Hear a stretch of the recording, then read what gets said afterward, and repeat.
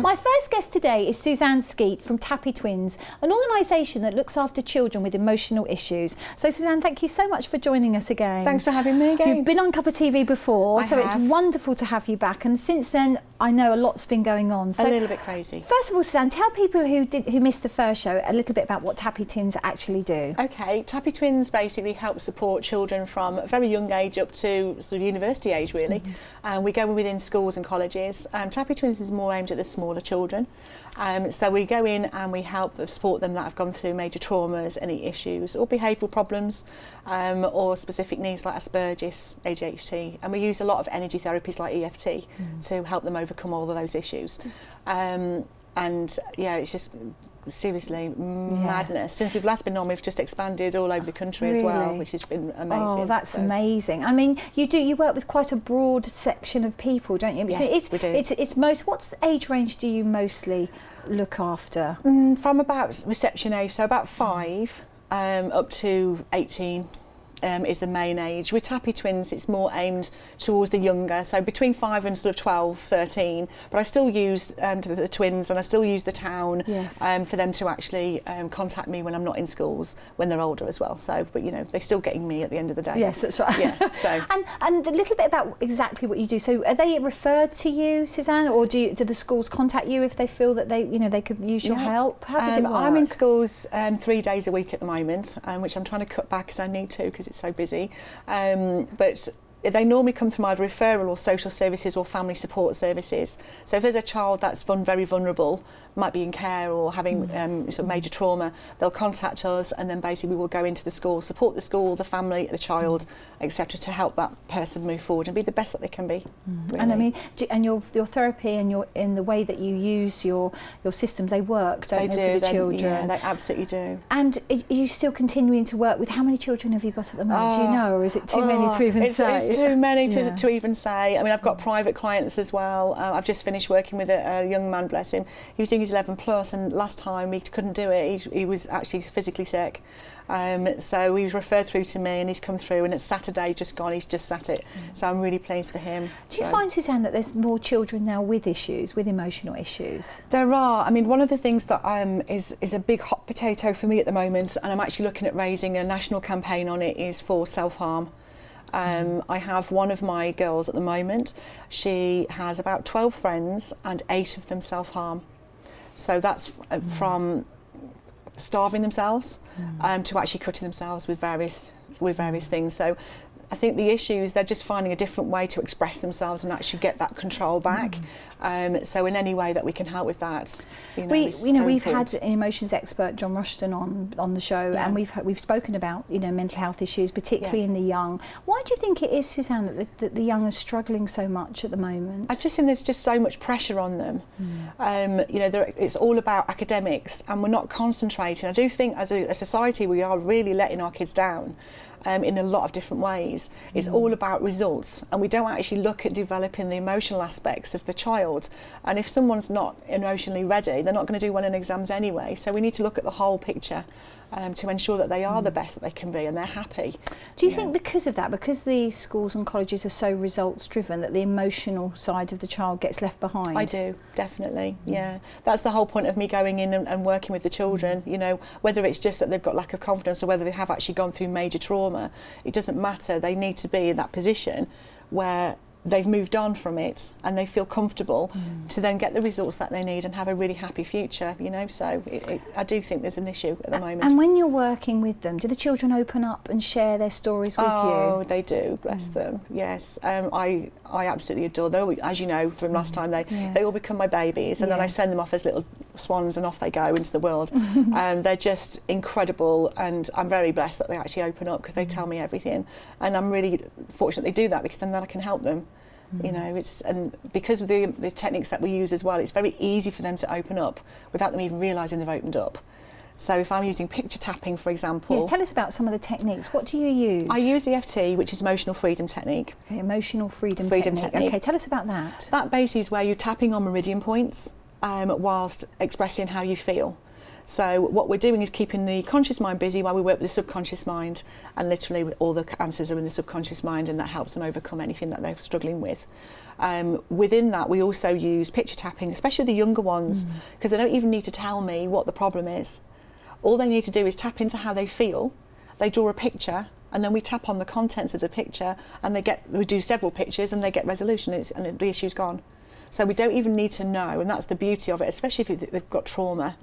If they're not ready to tell you, then we can just get them to just start to draw. And when brilliant. They're sort of with you, do you work with them in a few sessions? How does it work? Yeah. I mean, if you've got a minor issue, I suppose, I don't know, maybe a little bit of lack of confidence or nerves about exams or something, maybe about 5 or 6 sessions. But if you're working with major trauma, then that's going to come down to the individual. But yeah, they do vary a great deal. So I'm in schools, when I go in, I'm in every week. And I see the same children every week until they go into the world, and then I get another bunch. Is that really important, do you think, for the child to have the regularity, so it's you all the time? Is that important for a child with emotional issues? Yeah, definitely. Why is that important? Because they need that continuity. They need to know. A lot of these children don't even get hugged. They don't know that they're loved. And my belief is that every child deserves to be safe, happy and loved.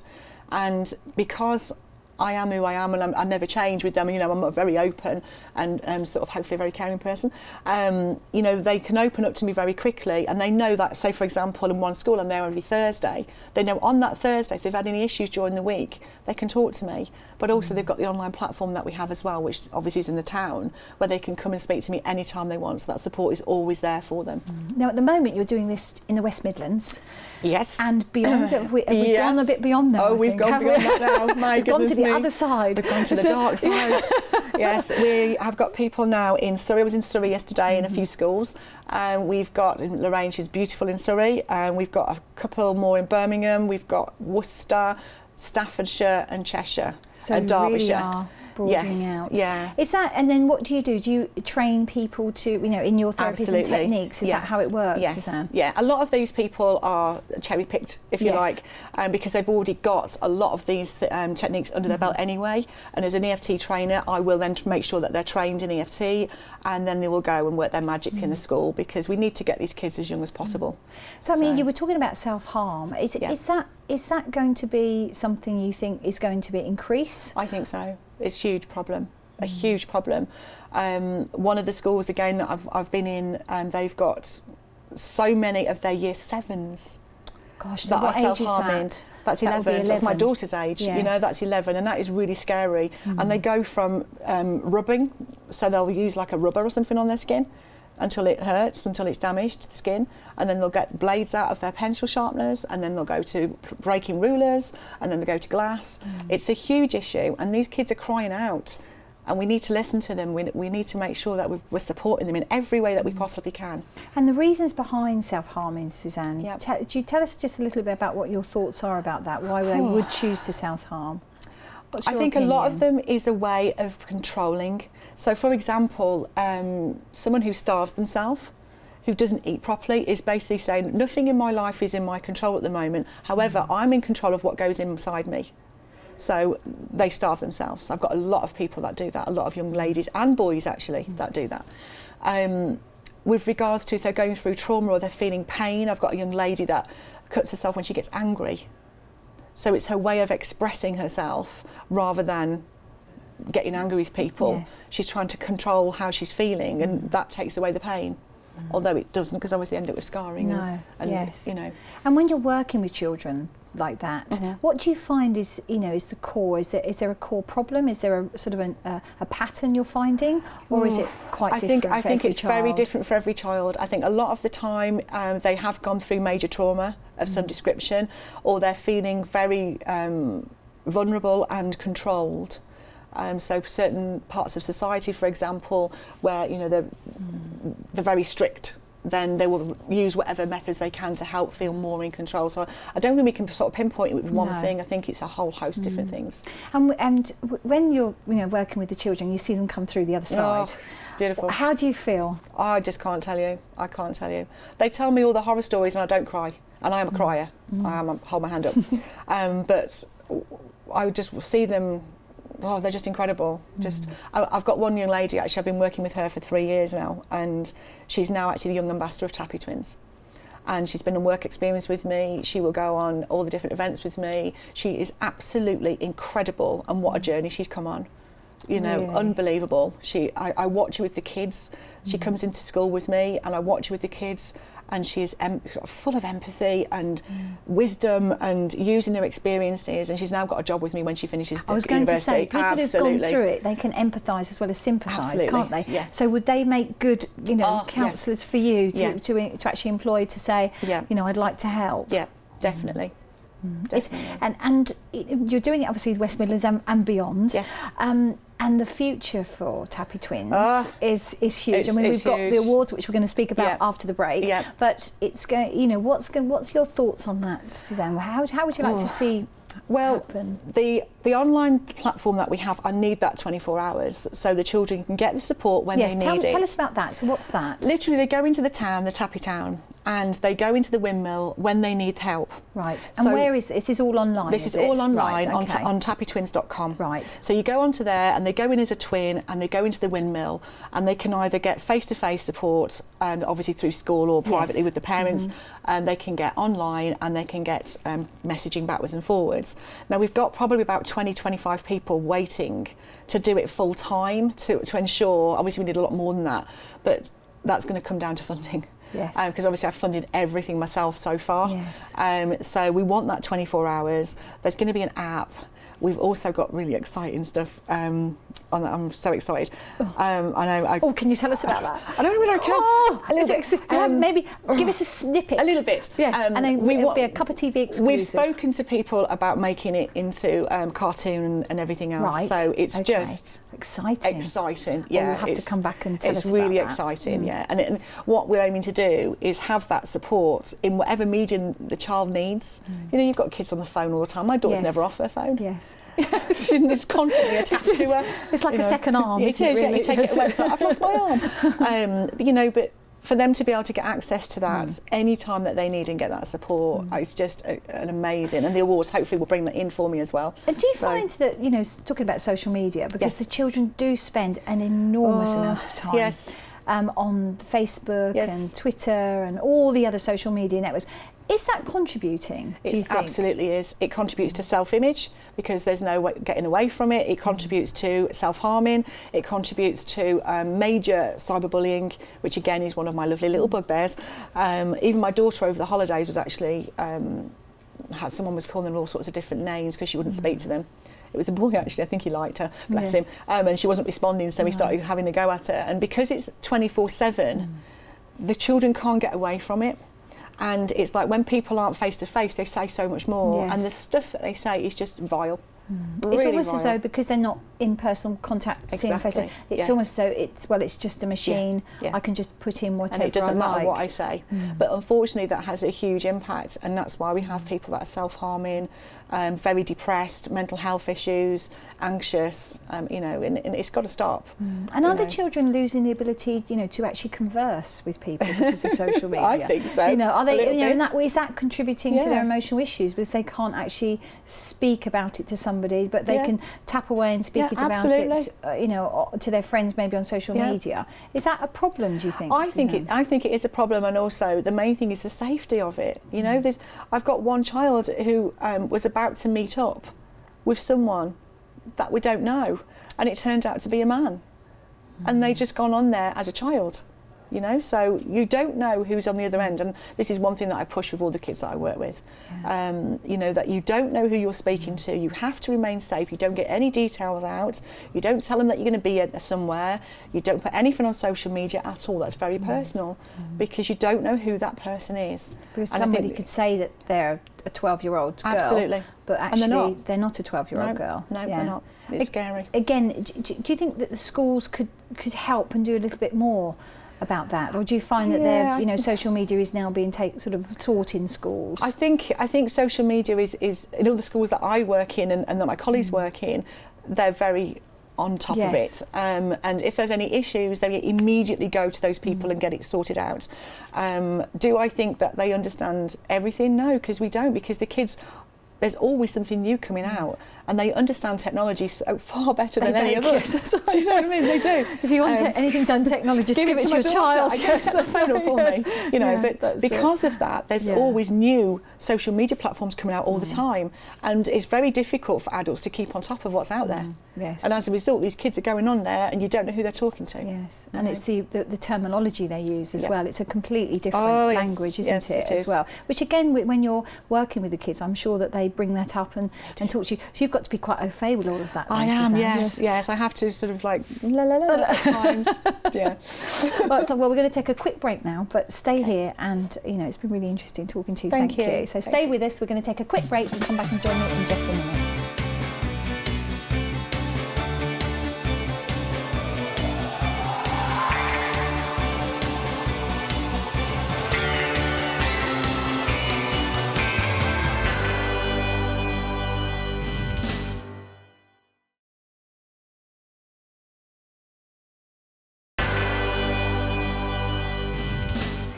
Back to Cuppa TV. Joining me now is London-based rap artist Lucan, and joining also is vocalist James Tashario, who've been wowing the crowds all over the UK. So guys, thank you so much for coming on to Cuppa TV. It's all right, how you doing? No Wonderful to see you. Loving the glasses, loving the hat. Thank you very much.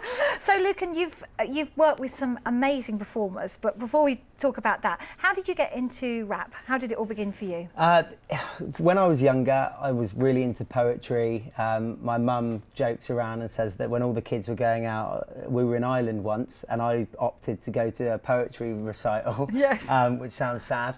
But when I went, I got the book, and I just started sort of copying stuff and writing, and it literally stemmed from there. I think after writing, I won a few poetry competitions, and then I started listening to beats and more hip hop stuff, and just started adapting it really to that. Really? And bringing you in, James, where did you meet? Did you know each other? Have you known each other for very long, or just met today? Not too long. I've been with the band for a couple of months now.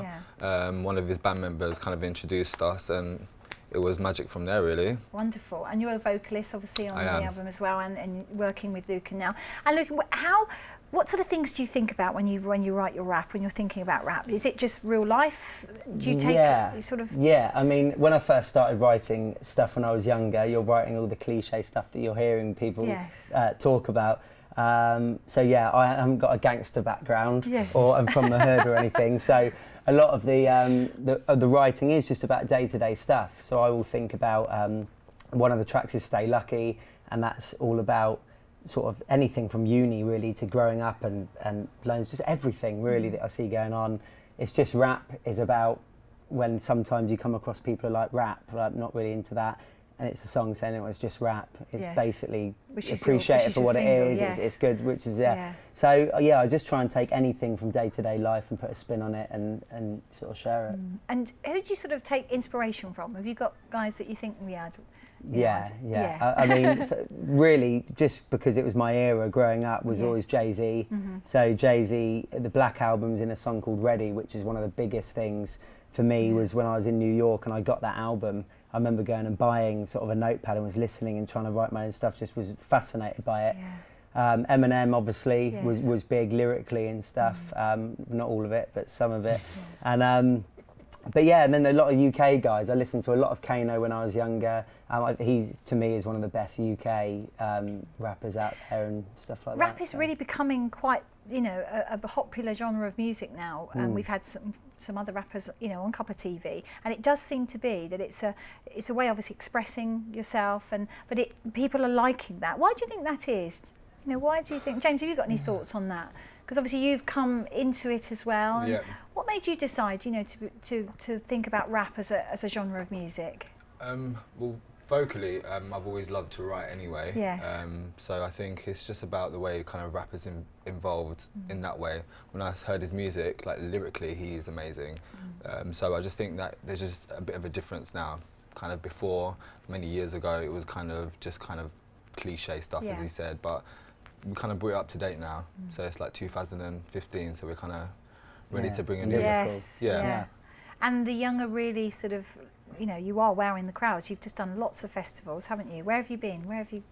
When the start of the year, last year I didn't have any, and I remember trying to apply to a few. And then this year I was really trying to get out there and try to get some more. And we did 8 or 9, I think, this year. And we were in Wales for Kaya Festival, which was brilliant. Great. And that was an amazing weekend. Was absolutely amazing. Really good job with there. And then the other one, which was one of the best, was it was Patrick Evans Foundation. Right. So they actually bumped into me at the Bedford in London when we were playing a show last year. Yes. And they said, look, we run a charity. It's a festival that we put on every year for a friend of theirs that had passed away. And I said, okay, sounds good. And a year later they contacted. But we headlined the Saturday night and closed the stage. And it was just, from the minute we got there to the minute we left, the crowd, I mean, it was packed at the back. I mean, it was a good vibe. Yeah, great. So it was a good vibe there. Really good, yeah. And so yeah, we've had it was a good summer, really, lucky. And you've worked with Ed Sheeran. Yeah, yes. I mean, worked how with did him. that come about? Well, I was down at Aquam in Clapham. This was going back sort of a couple of years now. Yes. And he had just signed his record deal. And it was just luck, really. I was in the right place at the right time. And I was in, my friend Phil Chemist was running the night at the time.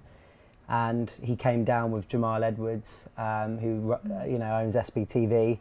And that was it. I chatted to him for 5 minutes. He was kind of sat next to me having a drink, and then he went up to perform You Need Me, and then sort of called. He was like, yeah, I'm going to call some rappers up now, and then called me up, and I went up and just made it up on the spot. Yes. But it was lucky, really, right place, being right in the right time. place at the right time. Yeah, I've got that video forever now. Yes, so that's right. And I mean, Ed Sheeran's known to be, a very down-to-earth, personable guy. He comes across as that, and I mean, people who've interviewed him and said he is like that. He is very shy at first. Yes. He's very, very nice guy. Yes. Very, he's really cool. And when you meet somebody like that, do you suddenly think, I've made it? I'm here. Well, yeah, it's hard because I've seen him actually been asked that same question, and he's even of all the crazy things that he's done in the last year, and he was like, "Wow, I don't really feel like I've made it until." It's a hard question. I think that when I was 16, I won the Channel U competition, and that gave me the opportunity to do the G Unit thing, and you met people like that, and Tiny Temper, and I met him, and you think, oh yeah, it's really going now. But then things tend to trickle off, and you're doing it. It's a hard. It's the music industry. Yes. Exactly. Do you find it a hard industry, James? Would you say as a vocalist? Because what did you do before you met Lucan? Were you working with another band or anything? No, I was just doing on my kind of solo stuff. I've got my EP coming out, but that's just like a solo kind of gig. As soon as I met Lucan, we kind of just made a good connection, and I took a different route. But before I was doing theatre school and stuff like that, so that was great. I've always done singing, I've always done vocally stuff and writing, and it's been great. Yeah, it's been a great thing. And for you, Lucan, now, I mean, you've worked with, say, Tiny Temper. So tell us about that. How did that come about? That was it was my friend ran a club in Southampton. That's a lot of luck, doesn't it? Yeah. Well, I tell you what, it's 90% luck and the rest talent. I was going to say, before we tell us about Tiny Temper, do you think that the music industry a lot of it is just being in the right place at the right time? Yeah. Just surrounded by the right people? Yeah, absolutely. I mean, I've been in situations where, it is. Yeah, I've met people where people who've got so much talent. Yes. And I've been around people who are really good. Maybe not as talented as the next guy, but are further along the way because of everyone knows it's all about who you know. But you can. So tell us about Tiny Temper. Well, so that was my friend who was running a club night at the time, and he was doing the club tour for Pass Out when that song was at #1. And it was a case of that. I was known in the area, and my mate rang me and said, "Do you want a support slot for this?" And I did 2 shows. So, it was good. Again, it was just someone who knew someone who But that was great. He was cool as well. So. Is it nice to work, with experienced, professional musicians like yourself? I mean, you're one yourself. Both of you are. Is it nice to be able to say, like, this is what I do and this is my life now? Yeah, 100%. It is a big difference for me. I remember when I was younger, it's all I've ever wanted to do. And I went to a lot of Bowie is a big inspiration. I forgot to mention him earlier, which people wouldn't think as a rapper. But my dad took me to the reality tour, one of the last shows, the last tour he did. And I remember just seeing the live band and seeing how he performed as a performer. And I went to the V&A museum thing, and it's fascinating what you can learn from even someone like that about image and about musicianship in general. Definitely. He was way ahead of his time. That's what I mean. Just ahead of it, always knowing what step to do next and what image to do, even if it was controversial. So I think that it is now. I was looking at that, and I always thought, oh God, one day, I would love to be, on a stage and people sing my song because when I was there. And now to do it, even, you know, we haven't done anything massive, but to do the festivals that we've done is a big buzz, to get on there and see a crowd, you know, clap and stuff. Even that. Yeah, of course, absolutely. There's a line in one of my songs that was like, it says about a crowd clapping. I used to be like asleep almost, dreaming about that. And now, you know, even if it's a small crowd, doesn't matter how many people, if they're there and they're enjoying it, then it makes a big difference. Yeah. Well, the rest of your band couldn't be with us today, but you're going to come back on later on another date on Cuppa TV. Yeah. But I just wondered if you might just give us a little snippet, a little taste of what we can expect when you come back. Could you do that for me? Okay, do you wanna? Yeah, all right. we could try. Okay, yeah, we'll do a snippet of It's Just Rap then. It's just rap, okay. Take it away. Yeah, off you go. We'll just do the second bit, fast bit. Okay, cool. If I can keep up, I don't know if I can. Have a drink and then we'll get ready. That's great. That'd be wonderful. All right, well, this is It's Just Rap, a snippet. Okay. Okay, cool. It's just right. Don't be afraid, and it's just right. With a little bit of funk. So where's my damn clap? Oh no. Said yeah. And it's just right. It's never gonna fade. And it's just right. With a little bit of funk. That's a damn right.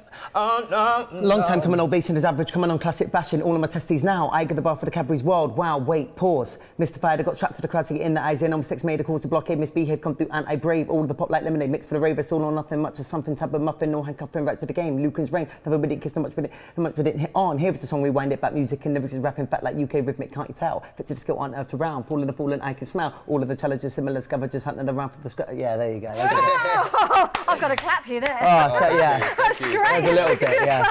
The rest of the crew are clapping as well. Oh, that's when great. I got the drums in the background, it's a little bit more. How fast is that? You know, yes. I mean, again, is that you were very focusing, and thank you for doing that impromptu bit. Yeah. I love that. But you're very fast. So what do you do? Do you just focus your mind and just think, right, that's it. This is what I'm going to say. I don't always rap that fast. No. There's one song in the EP is actually the second bit of that is the fastest I do, but.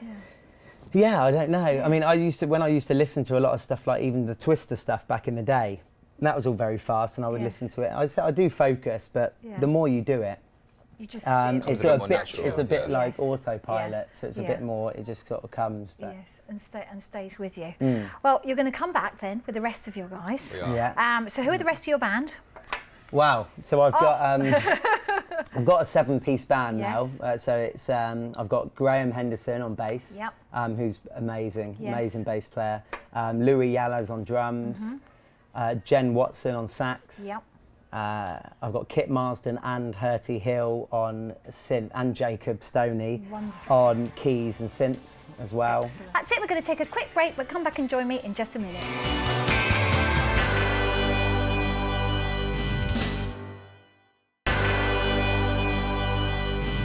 Welcome back to Cuppa TV. My final guest today is US singer-songwriter sensation Kim Cameron, whose newest single, Falling Stars, has just been released here in the UK. Kim, welcome to Cuppa TV. Thank you so much. Wonderful to have you here on the show, and welcome to the UK. Yeah, exactly. So you've just arrived, haven't you? Last week you jet-setted in. I did. And how are you feeling? I feel great. Fantastic. And what have you been doing so far whilst you've been here? We've been doing a pretty intense radio TV tour across the UK, so it's been a lot of roadside.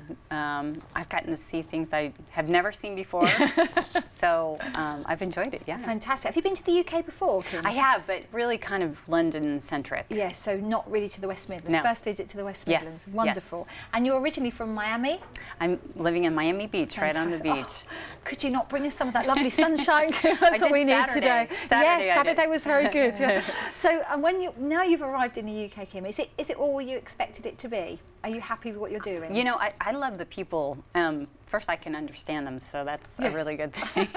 And second, you know, I'm originally from Scotland. Oh, fantastic. You know, so I feel like I'm with my kin.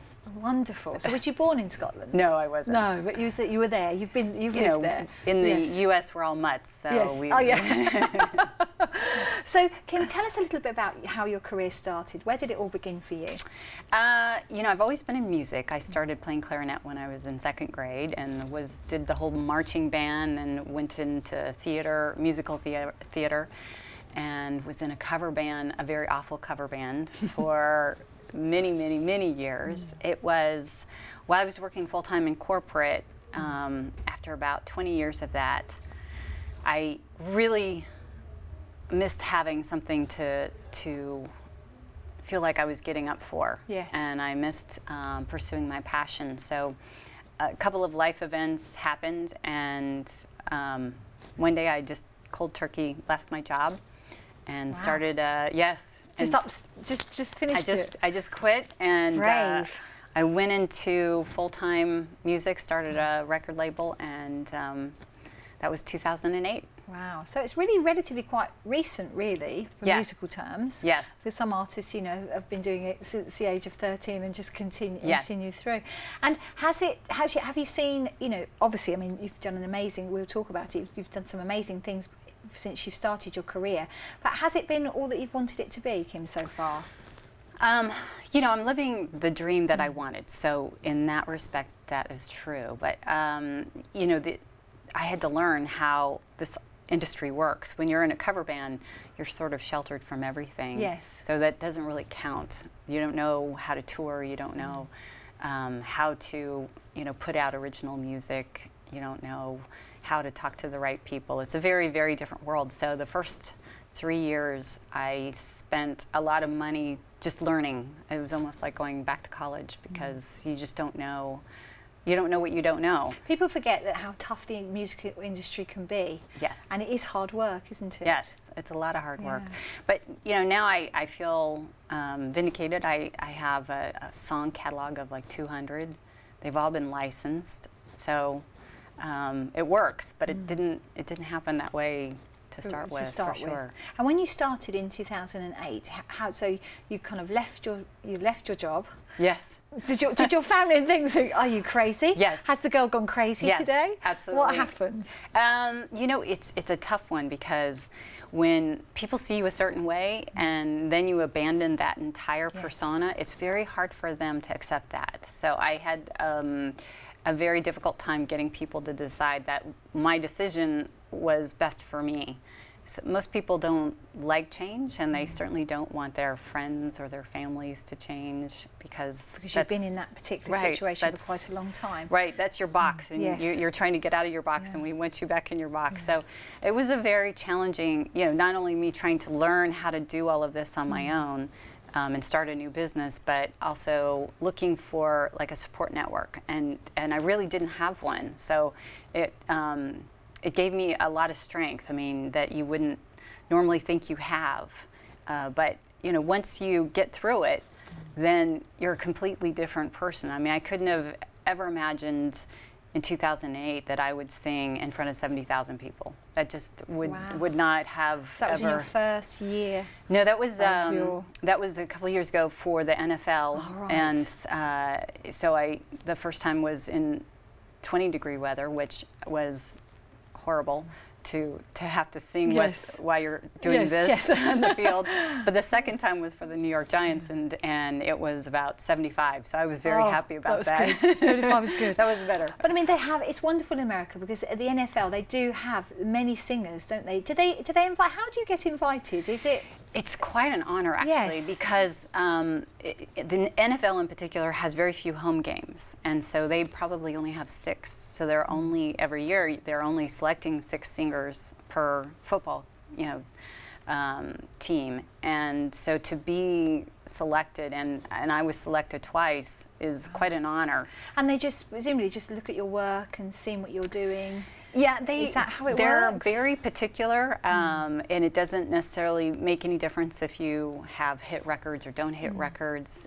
They're looking for, do they make sense for our brand? Yes. Do they make sense for us? Are they professional? You know, can they sing national anthem without messing up the words? Yes, that's right, yes. So it's all of those things. So it is. I mean, I truly thought it was the best experience ever. But it's terrifying, and it's. I can imagine. And in front of how many people? 70,000. 70,000. That's a lot. Yes. and the crowd. I've been to an LFL game, and the crowd goes very silent. You have to. Completely pin drop silent. Yes. And they're just waiting for you to sing. So no pressure. Yes. So how were you feeling? Were you feeling very nervous at that time? Well, they don't tell you all the things that happen. So some of it is a surprise. Like I didn't know they were going to stick a TV camera right in front of me while I was doing it. So that's a little bit strange. And then on the side, you show up on this big Arbitron, so you get to see yourself at the side. Probably the worst is not the 70,000 people. The worst is that you have this huge slap back, about a good second slap back. So it messes with your head because you start singing and then you hear what you just sang and you think, well, that's not right. I did sing that. So you have to ignore everything that you hear, and just focus. Which goes against you as a singer who wants to hear what you're doing to make sure you're pitch perfect. So it's a very different. It's just because of the way the stadiums are designed. It doesn't happen like in the rest of the stadiums.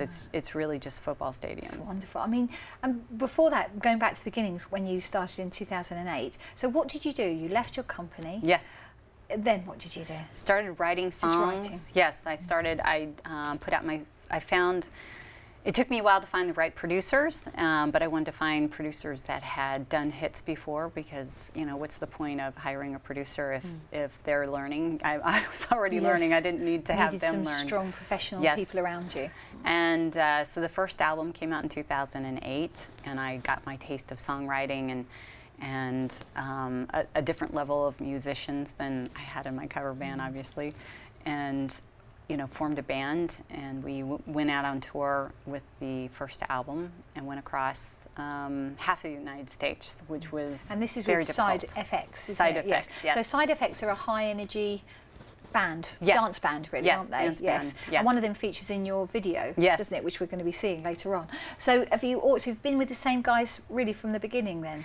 For the most part. I mean, it's hard for that many years to keep everyone, but just because people move or transfer or whatever they do, and so but yeah, I'm very close friends with all the musicians I've used because we all have a common goal, and that is to play great music. And that's how you kind of find the right fit to work with people, whether it's producers or other musicians, is people who really want to play great music will play great music together. So when you went into your first studio and recorded your first album, when you came out of that, how did that make you feel, Kim? Must have been a huge sense of pride. Accomplishment. Yeah, an accomplishment to have done that. It is. And when I first put this label together, I thought, well, success for me would be if I can produce, have 5 albums underneath my label. And now I'm on number 8. So I've exceeded one of those goals. Yes. Well, or I talk too much. It could be one of the 2 things. But so your first album was a success. Was it everything you wanted it to be, your first album? It wasn't everything I wanted it to be, but it was a great first start. It sounded great. It was a little bit more pop than dance than what I wanted. It had too many guitars in it, and that's just because the producer I used was really more of a rock guy, and I pushed him into that pop dance area. But as I graduated and learned about other producers and had something to say, look, I can do this, then I had more producers interested in working with me, so I got a little bit better flavor. So as you continued and produced your albums, I mean, if you say you've got 8 albums. I mean, that's a great accomplishment. Did you sort of stay with the same people, or did you move on? Where are you now as far as your producers are concerned? Yeah, I'm a big believer of trying out more producers just to see if you get a different sound. Not that I've had a great experience with all of them, but I also believe you can get to a point where the sound starts sounding too similar to each other, and so you have to mix it up to make sure you have that. Because I know I have a certain sound, but I don't necessarily want that sound all the time. I want somebody to come and challenge me and say, Kim, you need to do something different. In fact, I had this, the Wide Boys have done a couple of remixes for my songs, and they're phenomenal. They've got a totally different set of ears. It's a different look, really, I suppose. Exactly. And the new song, which is Falling Stars, that again, different video, totally different from what you did before. Yes. Was that? Did you do that on purpose, Absolutely, Kim? Absolutely. Well, and my fan base, they want to see what is she going to do next. I mean, it's like anything else. We all crave the next original song. I mean, otherwise we get bored. And so the same is true with videos. I mean, what can I give them that I haven't given them before? And so I do try to think outside the box. I mean, there's only so many like love scenes that you can do on the beach before you just say, not another one, please. And I mean, when you did the video, where was the video shot? Did you shoot it was Miami Beach. In Miami Beach, wonderful. Again, working with your band, and one of the guys is actually dancing on band. Don't give too much away. They're going to be seeing it soon. Again, were you very happy though when it finally finished and it's been released? When it was finished, yes. During the process was a little challenging, just lots because of different hairstyles. Won't give too much away. Yeah, I was very worried. The outfits they wanted me to wear and how they did my makeup was, I was not sure how that was going to turn out. It's a little spooky. Works though. Obviously I've seen it, and are you happy with it? I'm happy with it now. Yeah, that's it. And now, so you've got this Falling Stars, which have just been released. Is that right? Here in the UK. Yes. So what's the next step, Kim, for you? What's happening after this? Well, we start a tour in Europe starting next month, so we are very much trying to branch out, leave the U.S. and look at other opportunities.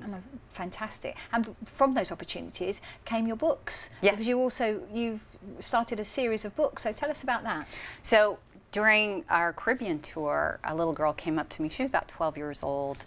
And we started talking, and she had indicated a love of octopus. And I thought that was very peculiar. I mean, if you're a little girl, why not like dolphins or starfish or something a little friendlier? And so it was so amusing to me that my guitar player and I, the next day on the beach, which is what you do when you're on tour in the Caribbean, of course. Yes, of course. We wrote Let's go to the beach. Exactly. We wrote this song called Mr. Octopus, and it was kind of a tongue-in-cheek sort of thing. Yeah. But after we finished it, we said, he said to me, you really ought to write a story around this song. And so that's how it began. And so I did write a story. We did this audiobook version, had all this great, music that we had created, and I did the voiceover. And then, we put it out there just to see what would happen. And it went crazy in the U.S. And so we got requests for a printed version. Wonderful. And I didn't know what I was doing in publishing. So I had to find a publisher and I had to find an illustrator. And so now we're 4 books into the series. Which we've got here today. And we, coloring books and plush toys. And so really that's taken on a life of its own. It's its own thing. Yes. And music's still your passion? Oh, yes, absolutely. Yeah, it's just something that's kind of branched off from there, really. Well, it's, I consider myself a storyteller. So whether I'm telling stories to kids, which of course we're kind of the same mentality level, or I'm telling stories on stage in front of big audiences, it's still a story. Wonderful. And is there anybody that you'd like to collaborate with? Ooh, there's so many I'd like to. Probably Afrojack. I'd love to see what would happen. Zed would be pretty interesting. I'd love to do an original with Tom Novi. I think the Wide Boys and I are going to probably do an original together. Wonderful. So that could be anything's got a interesting, anything very different from me, I think would be much more fun. Well, Kim, it's been a pleasure to meet you. We're going to see your new video to play out the show, but thank you so much for coming in the studio. Thank you. So that's it for today's show. I'd like to thank all of my guests for joining me here today and for bringing my show alive with all their lovely music. If you'd like to get in touch with us, you can join us on Facebook or Twitter at Big Centre TV. We'd love to hear from you. Thank you for watching, and come back and see me again very soon. Bye-bye.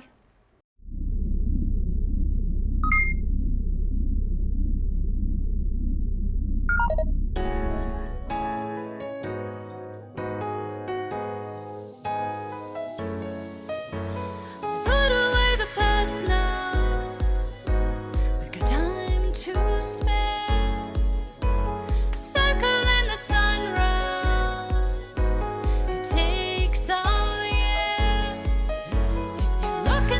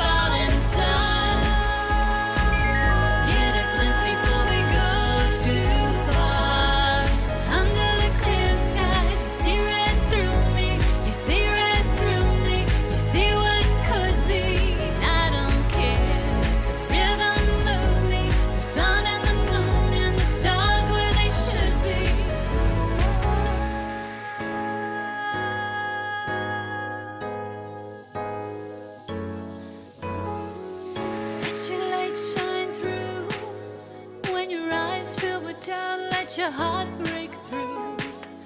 No one else like you.